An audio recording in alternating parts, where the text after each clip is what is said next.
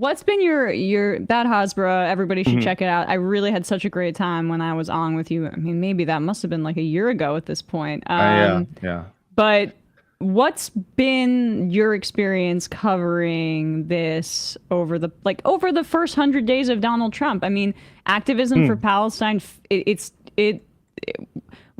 I mean, it's not harder. The struggle is always difficult, of course, Hmm. but you have a completely untethered, unhinged administration, and there's been no food that has Hmm. gotten into Gaza in food, Hmm. water, or medicine Yeah. in 60 days. Hmm. And it feels like we're at one of the most dangerous points in the genocide.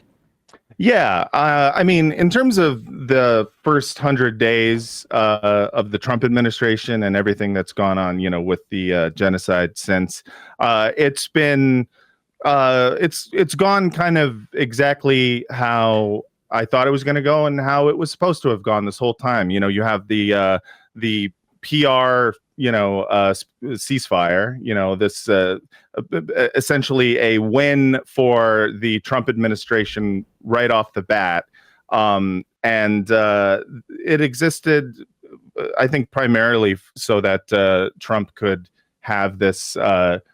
Easy runway for his first 100 days that Israel couldn't help but break almost immediately. And I knew as soon as they did, all of this talk of like, they had, people going to Netanyahu and saying, you better do a ceasefire. Trump Right. wants one and you're going to do one. And then as soon as they broke it, they were like, okay, are you guys going to kill everyone? That's fine. What do you need? And it's so clear. I mean, all of the talk about how terrible the Democrats are, which they are. They lost this election because they could not admit to themselves or the American people that this was a genocide. I mean, they lost for a ton of reasons, but I think that is a big part of it. Huge. And they ceded that ground to Trump, to where he was going out and pretending like he was a dove. It was completely like ridiculous. Like people were like, he could say that because they were out there, being like, we got to make sure that Israel has everything they need in order to do genocide. So anyways, the Hezbollah around that has been interesting because you've seen kind of a split, whereas I feel like the more liberal Zionist PR spin was kind of, I would say, the mainstay of the Biden administration. Now you are seeing the PR go full Beitar. And if you don't know what Beitar is, it's this very right-wing Zionist organization that is like, they think the ADL are Hamas. Like that's how Yeah. psychopathic they are. And Jonathan Greenblatt, I mean, he's obviously anti-Semitic. oh yeah, I mean, 100%. I mean, he is. He just doesn't know he is. Yes. They are Like future Hamas, he's future anti-Semite. We just, yes. But like it is wild just watching kind of for as mask off as Israel has been. It's wild to watch. Like, oh shit, I didn't know there was more mask. Like they keep removing extra parts of the mask, and I'm like, Jesus, at what point? Like Netanyahu just recently said, like we prioritize the destruction of, quote, Hamas over bringing back our civilians.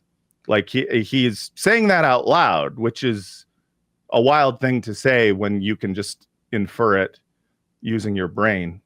You know what I mean? Like, just look what's happened for the last 18 months. We know that, BB. Yeah. You don't but have he gets off on it in like the way that when Trump, they did that press conference and Trump was saying, who would want to live there? It's destroyed, sitting next to the man who's responsible for the destruction. Right. He's smiling because they think they're doing a little bit of a trick, like in the same way that they messed with the Biden administration, who was not earnestly pursuing a ceasefire, but they wanted better PR for themselves at the very least. Yeah. The Netanyahu was toying with him in that way too.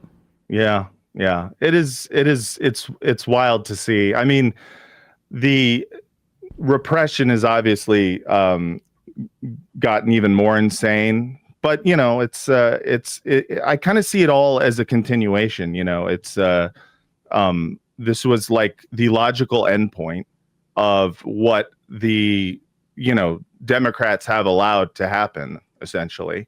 Yeah. And that's why when I see like Cory Booker or fucking Hakeem Jeffries or like any of these like centrist Dems who are talking about deportations, I'm just like, you set up the dominoes. The idea that you're just like, who I didn't think you guys were gonna knock them down, you know. Yeah. I just thought it was like, wow, look at all these dominoes all next to each other. I thought we were just gonna look at it and enjoy. Like, you know, I can't take any of them seriously, and I can't take anyone seriously, honestly, in the Democratic Party who doesn't, you know, full-throatedly ask for, you know, the not only no weapons to Israel, but also a complete isolation of it as if it were apartheid South Africa, because it is, but worse. Yep. And it's our old producer Bradley referred one time to Cory Booker as having a Winnie the Pooh disposition, and I think about that often with him. And it's used. If Winnie Pooh had a psychopathic will to power from like teenage years, maybe. Right? Or not even the disposition. It's more like the way he presents politically, and it's like, why are you wearing the pin that's meant to like falsely link the genocide to the return of the hostages, as you talk about like the dangers of authoritarianism? It's so Right. I love to talk about hollow. authoritarianism in 2025 and not for like a whole day and not mention Israel and what we're doing one time. That's Right. kind of Well, it's why liberal Zionists are fascist enablers, and I think that's like a really important way for us to refer to them, because we wouldn't have this, as you say, the situation that we're in without this permission structure being created by many, many Democrats. What is, like, just to zoom out about some of how liberal Zionists are reacting, like maybe even in your life, because we've talked about this on your show too, about how there was outrage for probably like 4 or 5 months of like, I don't know, me getting freezed out, maybe you a little bit by some people after October 7th. I'm an anti-Semite, whatever. Right. Then we have, okay, like tensions begin to cool. Maybe not from my end, because I'm infuriated by these people like justifying this. But like, there's now been, I think, maybe around 6 to 8 months of these folks that were saying anybody speaking out for Palestine or anti-Semitic, it's just radio silence. Yeah. And it feels like that's maybe even a longer period of that, where it's like they just, these people who were very vocal about the anti-Semitism in the pro-Palestine movement are just like quiet, nothing. Is there any self-reflection happening in your experience? I've been shocked by the lack of self-reflection. Like that truly, it's almost like a feat. It amazes me the amount of people I know who still have not I don't know, like apologized to me. Oh, I'm going to be waiting until the end of my life wife. For some of yeah, those. It's like it's just for the reactions. And like the worst thing that I've seen has been a like very intense revisionism with a lot of these liberal Zionists, where they'll start saying things like, oh, well, everyone wanted a ceasefire. We all wanted a ceasefire. You know, it's like, who doesn't want a ceasefire? We agree that they're being genocidal. They won't say genocide, but they'll say they're being genocidal. It's, I love to be murderous and not do murdering. Right, exactly. Yeah, just for for a treat. But like they would straight up start like calling me or my wife anti-Semitic for saying the word ceasefire in like, obviously October, November, December 2023, up until like May of 2024. Just anyone saying ceasefire, it was synonymous with being like a Hamas supporting anti-Semite.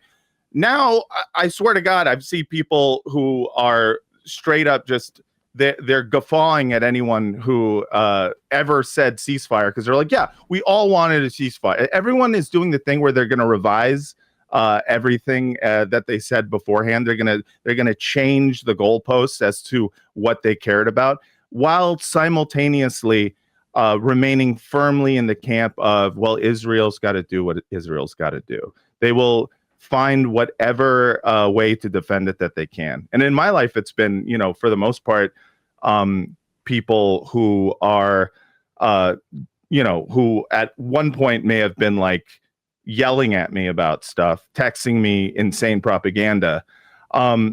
Now, where they still don't talk to me, but they will like post like, man, that, this Donald Trump, he is a bad guy. He's a bad dude. And I'm just like, you have no right to talk about anything. if you spent the first 14 months of genocide actively supporting it, and now you're just like, this Donald Trump guy, I don't know about him. I think he's bad. We all need to band together. It's just like, no, F off. Do you think that is like really, for me, there's this navel gazing element of, which we're all guilty of. I mean, like you have to have a healthy ego to put your face on camera and talk to it. So I'm not excluding myself from this. We all gaze at navels. Sure. But like the thing that's been most difficult, I think, to fight through with some of the liberal Zionists is just like, I vote Democrat, so I am a good person. I have like these very set viewpoints about like racism, but it's only in a domestic context. I don't want to think about our foreign policy. I don't want to think about capitalism and its role in, immiserating people in the global South and the Middle East. Just like that is also a part of our racist worldwide structure where like the idea that the greatest barrier for you to oppose one of the greatest crimes in the history of humanity that we're currently living through is your own personal like narcissism about how good you are. Yeah. Is there anything more privileged than that very notion? Right. Yeah. No, it makes me mad. Yeah, no, it is. It's insane the amount of how much Zionism does come from being completely self-centered, but like or how much fascism just comes from being completely self-centered. It's especially, I think it's when it's when it's liberals, it's always worse because it comes from this deeply insecure part of their psyche that defines like goodness by the perception of goodness. It defines morality by the perception of they themselves being moral. And so whatever decision they make, whatever position they hold, must be moral because they are moral. They're like, I'm good, so everything I think good. And it's like this really like baby brain thing where you realize how many liberals are just essentially conservatives in waiting, because the inability to learn, the inability to self-reflect is like, it's like the classic like conservative stereotype. And you just, people always wonder, it's like, how come, the youth, they start out liberal, then they go conservative. And it's like, well, because a lot of liberalism is just, completely superficial. It's not actually about learning anything or believing in anything. It is about, feeling good about yourself. And then as soon as something affects you personally, that's why it's always starts with like taxes. Right. Or someone will just be like, I used to believe in like, gay marriage and stuff, but then I had to pay $10,000 to the IRS. And now I'll pretty much throw anyone under the bus in order to, in order to get that money back. Yeah, and I mean, even like you see it here, especially on the East Coast with the SALT deduction fight. Like the same people that were obsessed with this is just like a more upper middle class deduction that is in blue states that primarily like was that Trump eliminated the first time. Which deduction is this? It's a taxation deduction. It's called the SALT, the state and local tax deduction. And there's a fight, with like the Josh Gottheimer and the conservative Democrats, and then the moderate Mike Lawler Republicans want to bring back the SALT deduction. But Trump initially used it as a way to punish blue states. And I just see this like all liberal Zionists are all like, you ask them about taxes and they're like, God, I hate Trump because of that SALT deduction thing. It's like, oh, you hate Trump now because he made your taxes go up by like a small amount. Great. Yeah, that it is like, it is crazy the amount of, this is why it's so funny to talk to a liberal Zionist, because I enjoy hearing, it's like, so what do you care about? Because that's always fascinating to me, to be able to compartmentalize. Like, it used to be you were compartmentalizing something that was, like, without doing any further reading, you could just assume Israel good. It was like, especially if you were, grew up loving Israel or thinking Israel was, belonged to you because of, past Jewish trauma and whatnot. But now, like, genocide happening, and to be able to compartmentalize that and still be like, complaining about the SALT tax, like that's incredible to me. It's like, I want to like dive into that brain and swim around for a bit.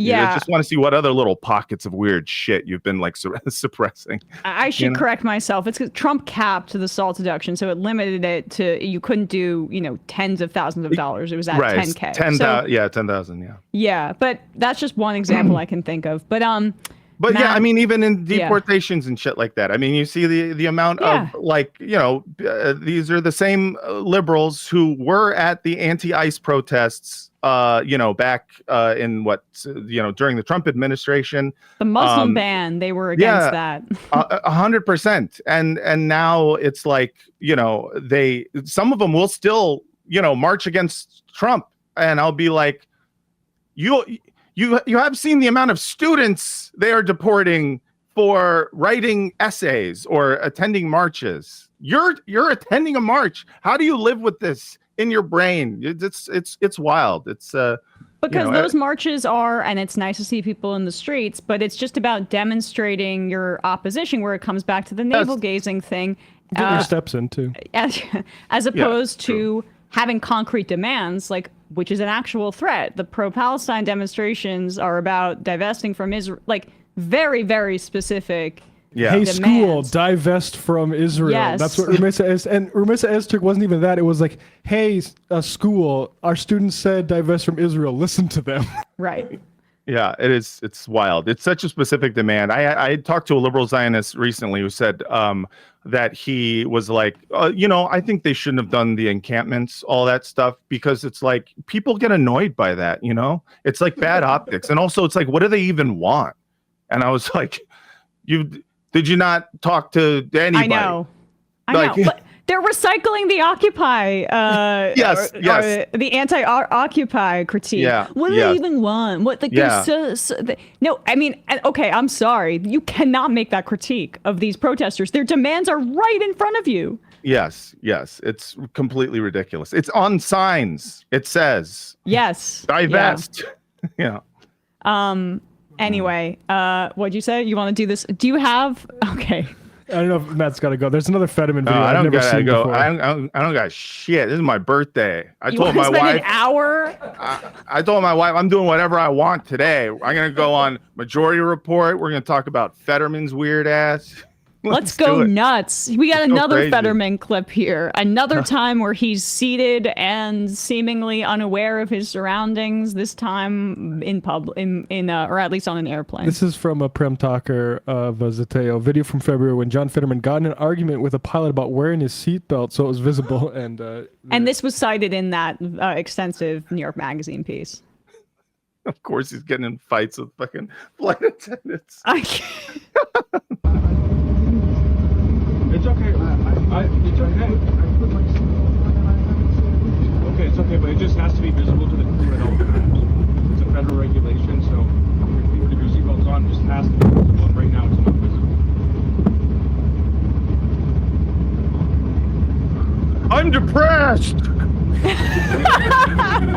Make it bigger so outside your sweatshirt. bro, what are we doing? The point of a seatbelt is for me to be safe, right? I don't want to be safe. I want to die. I'm just trying like to Hamas. die. I'm thinking about my friend from grad school that died in 1993. He wore a seatbelt and died anyway. Wouldn't it be amazing if he was going to Israel as some sort of like death wish? Where he's just like, he wants a Hamas rocket to fall on him so fucking bad. Blow me out of the sky. Just walks into the sea. If he really wants to die, just hop aboard an aid flotilla. Do that if you really want to get killed. Yeah, it's so funny, these like Federman videos that keep coming out, and it's like every picture of glum Keanu met every picture of glum Ben Affleck. You're just like, there's not a single phrase. It's like whatever. It's a photogenic version of always looking depressed, but I think he is actually a very, very sad man, which that's just called karma, I think. Yeah, I'd like to ask him, like, hey, can you talk about how important joy is to your life? yeah, exactly. Can you speak on joy? Yeah. Well, it is wild. Yeah, he should probably watch Inside Out. It'll help him identify his emotions better. That's right. That'll help. Yeah. Matt Lieb.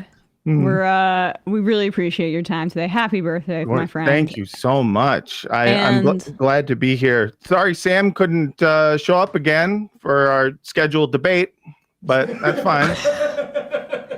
Yeah, no problem. You're gonna have to find a time to do that, because he needs to be called out on some of the horrible things that pro-Hamas he said. stuff. All right. Well, consider this his official calling out, Sam.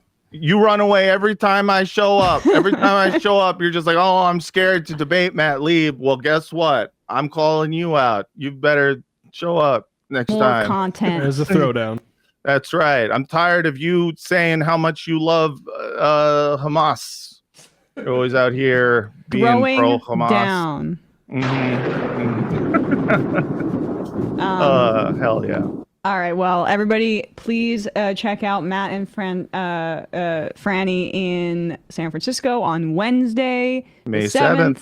That's right. Cobb's Comedy Club. Cobb's Comedy Club. We'll put a link to that in the description below.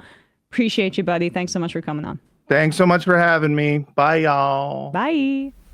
Hey, folks, don't forget to hit the subscribe button and check out our daily show. We do it every day at 12 p.m. Eastern for about 2.5 hours. We even take phone calls. You should check that out.